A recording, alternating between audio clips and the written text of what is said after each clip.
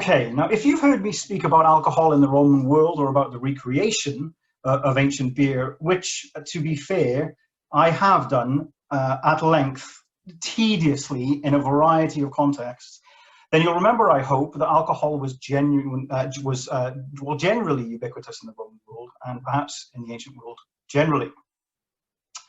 If you've not heard me prattle on about this before, then I'll provide you with a very, very brief presser.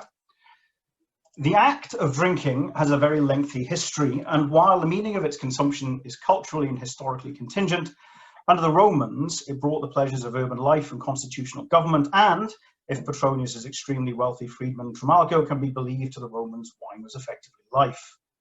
Roman literature and archaeology testify to the presence of alcohol and its relation to Roman culture and society in a variety of contexts, and this, in turn, speaks not only to its universality, but also importantly to its popularity. In short, throughout the Roman world, alcoholic beverages were readily available to the elite and to lower classes, with the usual caveats concerning the costs associated with the various forms that existed at the time. Now, that presser essentially provides a historical and academic context in which this research project is situated. In reality, if it should need any further explanation, I actually really like beer. Hence the reference to the title of Mark Antony's anti-propaganda work in my own, and the seeds of the project that were sown in late 2017 in November, when a discussion about whether ancient Greeks and Romans would drink recreationally took place at a local tap room, Barnhammer Brewing, between myself and two of the owners and brewers there, and here's a picture of them. Handsome men they are, Tyler Birch and Brian Westcott. Now, at some length, and perhaps after several beers, de ebrietate mea, I was asked if I knew of an ancient beer recipe. I tracked one down, 4th century CE recipe recorded by Pseudo-Zosimus, sent it along to both Tyler and Brian, and from there we went. Now, in sum, we recreated 3 alcoholic beverages from the ancient evidence. Zosimus's ancient beer we made twice, using 2 different approaches concerning the baking of bread, which was used to brew the beer, and a mulsum from a recipe in Colomella's De Re Rustica, and an ancient Gallic honeyed wheat beer, which is apparently known as korma or kermi. Now, the project's initial aims, generously funded by 3 institutional grants from the University of Winnipeg then, were first to examine experimentally and experientially the relative labour, production costs, and production environment in the manufacture of beer and mulsum in 2 different provinces of the Roman Empire, to consider the variations between the ancient and modern palate, and to examine the effect that changes in commercial production wrought on the taste and availability of these beverages, and to examine the inherent issue of identity alongside the cultural, socio-economic, political, and religious facets in the consumption and use of these beverages in antiquity. Now, the results to some of these aims, lofty as they were delivered in a series of public and academic papers and in 2 publications, and perhaps 3 if I can ever find the time to finish them and work more than 20 hours a day. Now, fortunately, the first and second recreations of Zosimus's beer created considerable interest in both the academic and wider public communities. In fact, more arguably, in the latter, due to the media interest, the highlight of which was a very, very, very awkward interview with the commodity staff at BNN Bloomberg, but it offered me the opportunity to broaden the project beyond the experiential and experimental framework of recreation in a number of ways. First, the general response, again, particularly that of the general public, has suggested that there's much more mileage in this project and the broader aspects of it, including, of course, accessibility, which is very important to me in terms of classics and ancient history. And second, it's provided, and it continues to provide me with an opportunity to look more deeply into aspects of Roman culture and society that I'm interested in, but which are not technically within my wheelhouse. So now, with revamped, expanded, and even loftier ambitions, this project aims to consider how the Romans thought about alcoholic beverages, how identity was related to their consumption, and how this informed the way in which those living under the Roman Empire, nominally in Italy and Egypt, thought about alcohol. At its broadest, this project considers the culture of drinking in the Roman world between 30 BCE and 300 CE, and the effects of alcohol production and supply on agriculture and on the economy. Now, part of this broad overview makes use of scientific data, and perhaps one of the more interesting aspects is the dichotomy between the presence of fusel alcohols and acids, which can lead to a wide variety of adverse health effects.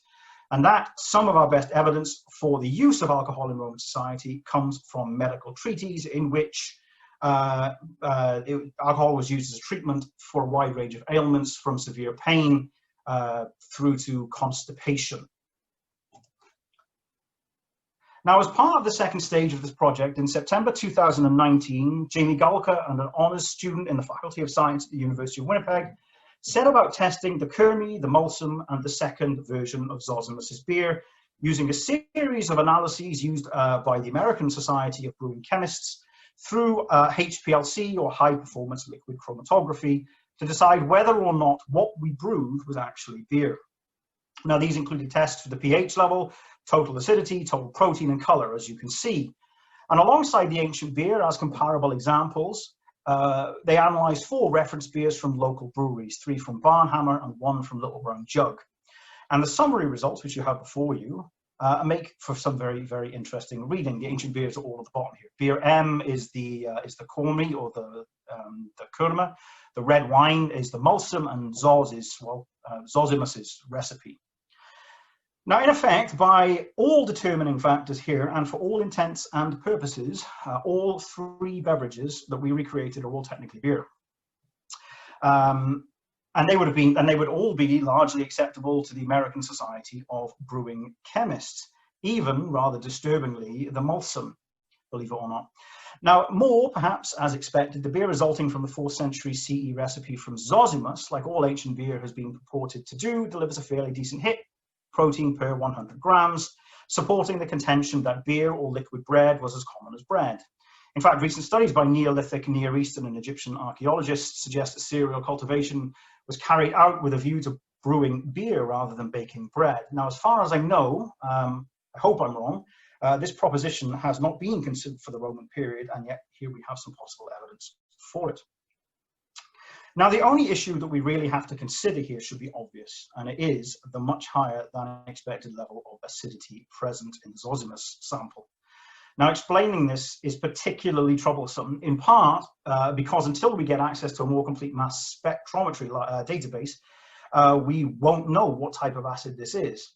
Now, it's been suggested that the high acidity may have been caused first by a storage issue. All of these beverages were stored in glass growlers. For those of you in the UK, I'm not sure if you know what a growler is. Or in Europe, it's basically a 2 litre or litre glass jug. Or that second, something airborne, possibly bacterial, crept into the vessels during testing. Now, with respect and in my limited experience, the former is more possible than the latter. Now, in the process of this research, I've tasted and I've seen the incredibly accomplished brewers from Barnhammer, particularly, drink some absolutely horrific stuff, probably filled with trans-iso-alpha and butyric acids, which can cause some awfully unpleasant smells and flavors. Think of spoiled butter and vomit combined. Now, this beer was consumed right up until the day before it was tested, so I'm entirely unconvinced by the first suggestion. And I'm also very skeptical about the issue of storage. The beer was stored for perhaps 4 weeks prior to testing in a very cold environment, which would have arrested the production of a nasty bitter compound called tricyclocohumol. And what seems more likely is that the particular acids in the Zosimus beer that we can't identify yet, of course, have more strength, which is measured with a pKh value in chemistry, than Barnhammer's normal beers. And there may even have been something in the sample that the alkali reagent was reacting with, perhaps proteins or some other cellular matter. Now, one thing we are rather sure of is the relatively low alcohol by volume measure, the ABV, at least in relation to our second Zosimus beer.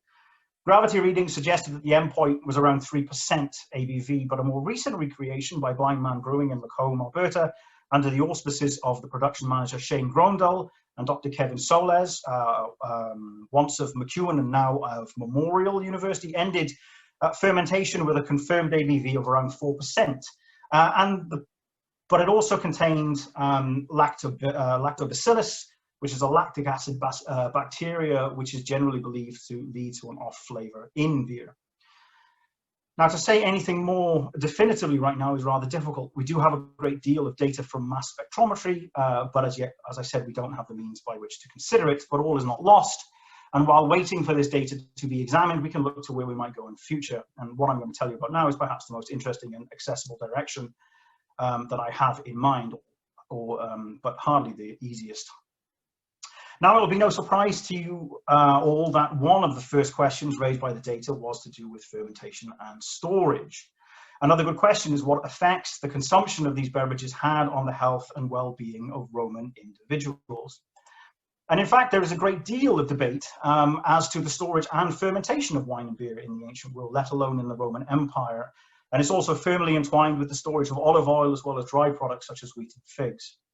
Now, as the recipe for the beer came from Egypt, it seems best to consider the amphorae from that particular Roman province. But I should point out that some of what follows is quite general and has been gleaned not only from my own research into the matter, but also from advice and unpublished material by Bill Carraher, Clementina Caputo, Kate Cooper, Sarah Doherty, Alison Gascoigne, Amelia Matix-Ferrandez, Ian Randall, Paul Roberts, and Scott Gallimore.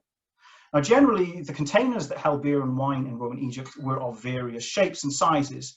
There doesn't seem to be a pattern linking shape to a particular use, in part because of reuse.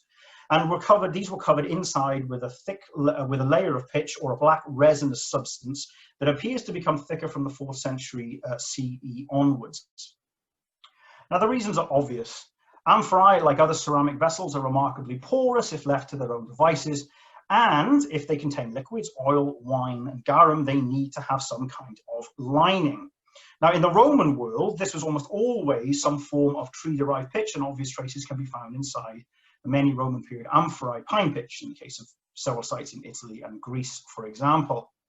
And it should be said that wine, like beer, was placed in amphorae when it was still in the fermentation phase. And generally, both Roman and later amphorae often had holes in the net to allow fermentation gases to escape and not burst the container. And I've given you an example here in the little blue box on the slide. And the stoppers used to seal these containers were generally stoppers made of reshaped shards, adapted to the diameter of the rim, and then sealed with mud or plaster, and sometimes stamped with a stamp on top. Now, these often had holes in too, and there's another example here, which aided the fermentation process and stopped the vessels from exploding. Now, after the vessels were sealed, the Romano-Egyptian wines and beers were neither stored for a long period of time, nor were they destined for a long aging process, by all accounts. Now, what effect this coating, the fermentation process, and the length of time that ancient beer and wine spent in these vessels may have had on the product, and consequently on those people who consumed these beverages, we have no idea.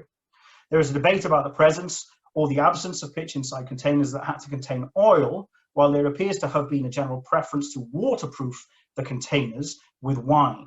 Now, results from tests on material from late Roman Sagalassos in Turkey show that wine can intrude into the ceramic base even through a fine layer of pine pitch. And in fact, the same study suggests that where pitch ceramics were reused and exposed to both oil and wine, the wine makes the pitch more permeable for the lipid compounds. In effect, the oil would leach into the ceramic if wine was in it beforehand. Now, a comparable example, Greek retsina, of course, may help us, but again, identification of the compound used for pitching vessels in Roman Egypt is hardly definitive. And the solution seems quite obvious and proffers a return to the experimental and experiential testing. The plan now is to recreate several Roman-era ceramic containers, brew another batch of the 3 beverages, and then ferment these in the containers and retest absolutely everything, both at Barnhammer in Winnipeg and at Blind Man Brewing in Lacombe. Now, Kevin Conlon, a professional ceramic artist at the Art Gallery of Southwest in Manitoba, had begun to make several test cylinders with a view to recreating full amphorae, and then COVID hit. And I hope that work will continue after the pandemic ends, or at least it dials back a little, at least out here. And visits to and collaboration with the Agricultural and Agri-Food Research and Development Centre in Brandon, Manitoba, and the Field Crop Development Centre in Lacombe, Alberta, with a view to using older varieties of barley in our new batches, have unfortunately been put on hold, while work in other areas of this project has continued, although admittedly at a far slower pace than I would like. Now, from the research completed so far, however, it's obvious that alcohol played an important role in Roman imperial and provincial society for a wide variety of different reasons. Its study offers us a rewarding space in which to reflect on the complexities of cultural identity, especially the subtle layering of identities in the wake of passages of conquest, colonization, and later cooperation. And trying to understand how these beverages were created, stored, used, how they tasted, and how they affected the health of those who consumed them is very important. This isn't some fad or pseudo-research. Through the consideration of alcohol's administration, production, and its effect on physiology, we may gain a broader appreciation of the individuals who were living under the Roman Empire and their experiences, their culture and society, from an approach that considers the uses and perception of a common element, and in this case, alcohol. And one suspects that such an approach will give us a much better feel for life 2,000 years ago. And that's it. Thank you very much. Thanks very much, Matt. That's great, and I think it's good. A lot of food for thought for questions that I had already had prepared, and maybe some new ones. So I'll just remind the audience watching that if you want, you can add your own questions to the chat window or to the Q&A, preferably, I guess, the latter. And then after this brief Q&A with Matt, between Matt, Ruth, and myself, we'll move on to go through audience questions. So Matt, yeah, thanks again, and I like remembering the heroic brewers of Barnhammer. I guess I remember tasting that Roman beer, but it's been a few years. So I've tasted a lot of beer since March 13th. In the meantime, so I wonder if you can remind me and our audience what kind of taste did we get out of those few beers, and what's your opinion of what that says about Roman and Roman Egyptian taste for beer? Well, it's a good question. Generally, because of the barley that we used, it was sour. And to actually kick it off, initially we used a sourdough starter, very, very small amount of sourdough starter that was based on the barley that we'd ground, and that was fermented in the brewery, and it was a rather grim process generally. The second time, the second time was a similar experience, but that time we didn't, because the bread wasn't baked so fully. The enzyme, whatever it is that is in the actual bread, likely, well, it could be anything, some sort of enzyme. It's like a yeast, but not quite, or a variety, maybe a very strong variety of yeast, actually causes a rather sour taste. So what we effectively tasted was a sourdough. It was described as a sourdough milkshake. We actually thought that was probably off until Kevin Solez and Shane Grondal took the recipe that we gave them, and they brewed it. And they brewed it without any additional yeast. They added nothing to it, and it still fermented and ended up stronger than ours, which is quite impressive. There must have been something in the brew process that we'd done quite differently. But it could come down to the temperature of the water. In effect, this was incredibly astringent. It was very, very sour in all cases. At no point did ours taste off, and that's one point that we should make, is that the spoilage aspect that Blind Man saw with the lactobacillus didn't occur in ours at no point, at any point. And brewers are well trained, I think, to smell and taste this. It's basically like sour milk. Like if your beer has lactobacillus in it, you will smell it. Yeah, I mean, it just tremendously sour. We did run taste tests, and yes, we ran a taste test, and it was about a 50% acceptance rate. Half the people liked it, half the people hated it. There was no midpoint. It was quite incredible. I don't know how it went down in Alberta originally, which is part of the reason why we'd like to do it again, I think. That aside from the testing, but it's quite incredible, right? Because sour beer is such a in vogue thing, right? It's hard to, in some ways, at least in Winnipeg, it's hard to find beer that's not sour beer. So it sort of maybe implies this sort of what we think of as maybe a new vogue for sour beer is actually part of beer's history from its beginnings, at least in the Mediterranean. Yeah, that's an interesting point. I mean, Tyler, one of the owners of Barnhammer, made an interesting point when we did test this originally, and he said that I remember him saying this, and it's as if we've lost something in traditional brewing that would have been so common originally. But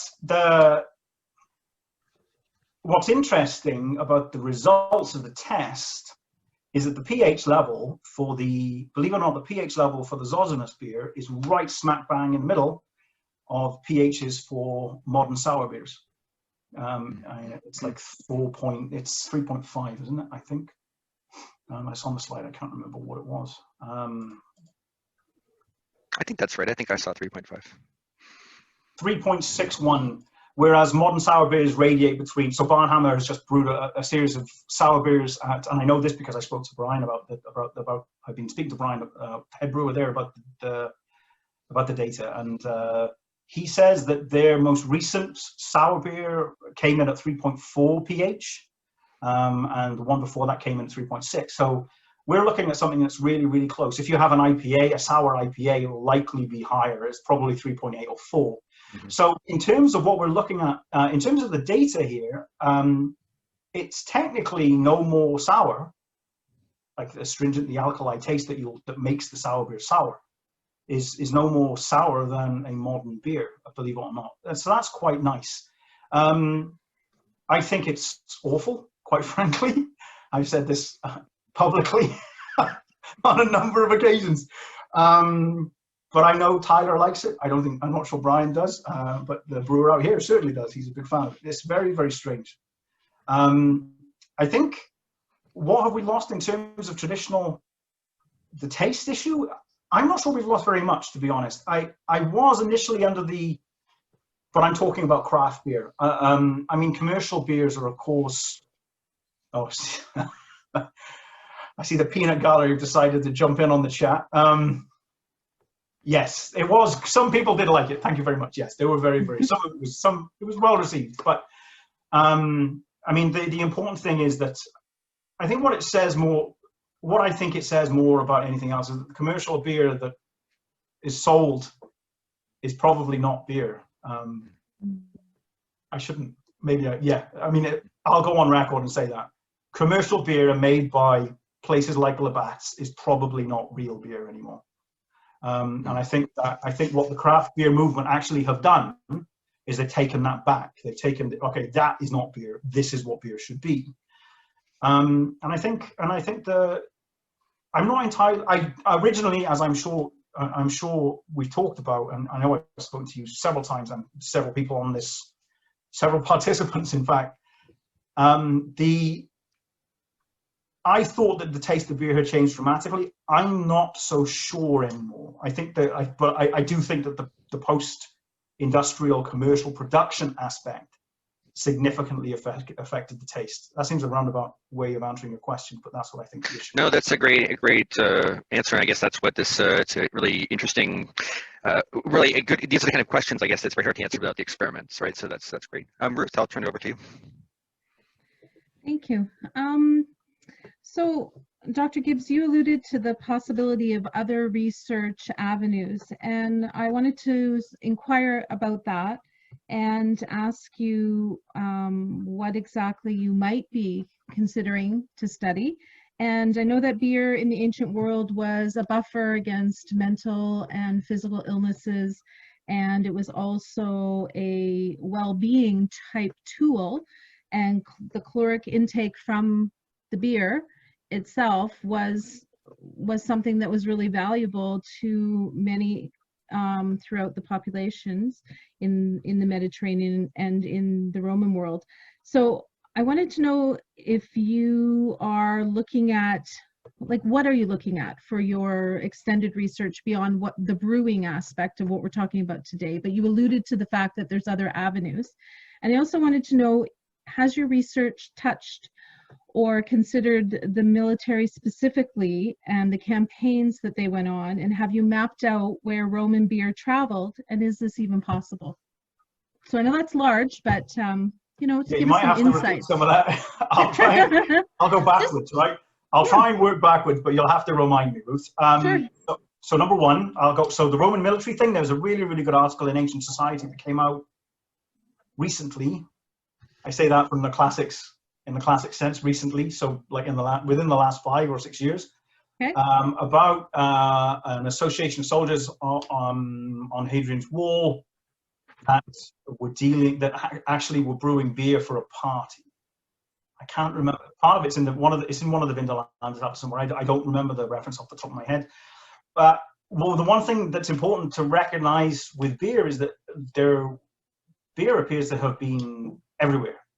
And there doesn't seem to have been, it seems to almost always have been local or regional. That's one major difference with wine.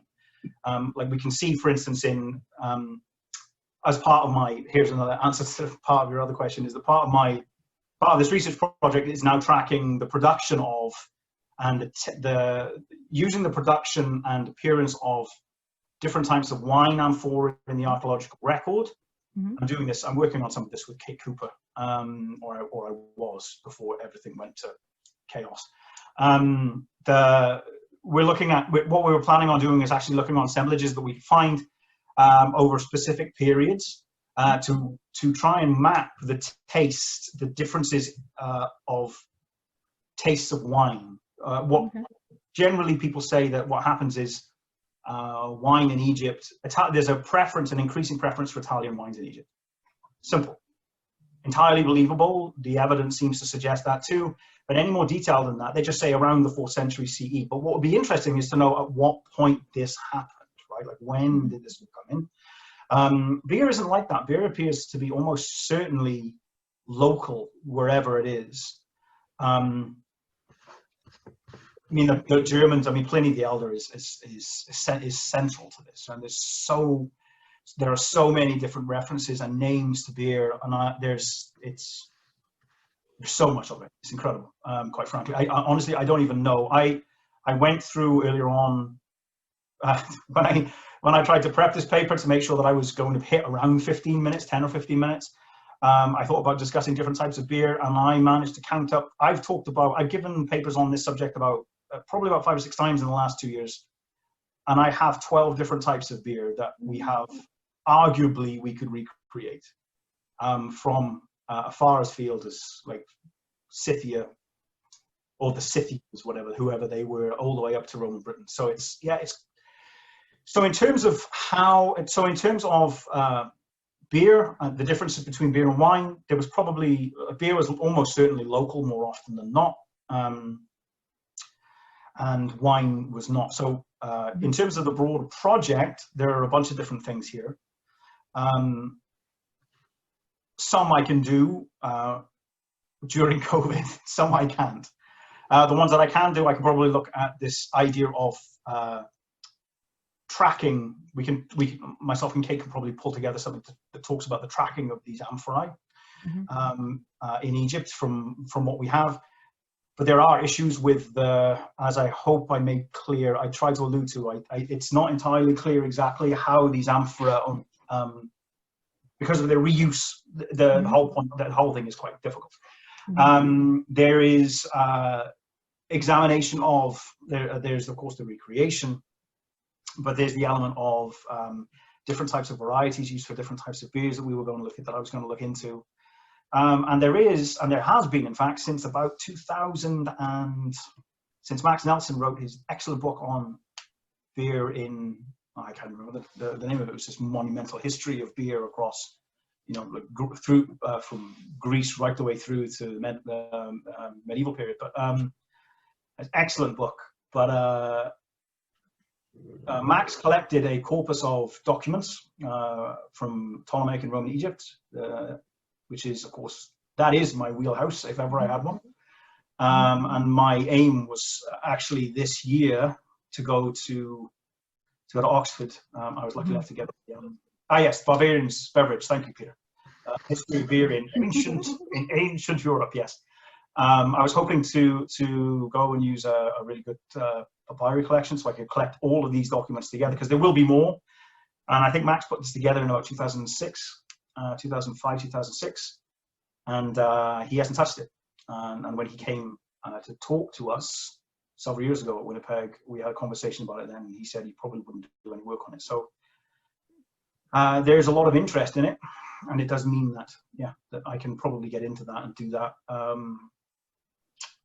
access to the documentation is problematic. Yeah. Especially now, you know, like there's no way. If there are no university administrators here, but if there are librarians, then you should all use Trismegistos. Everyone should use Trismegistos. Take that as an advert. It's an amazing tool. Please use it. Otherwise, they're going to fall apart. What were the rest of the questions? I've gibbered a bit. Well, there's probably a few, but you know what? I'm not gonna. I'll let it move on to everybody who's in the Q&A, and I'll head round if they don't come up again. Okay.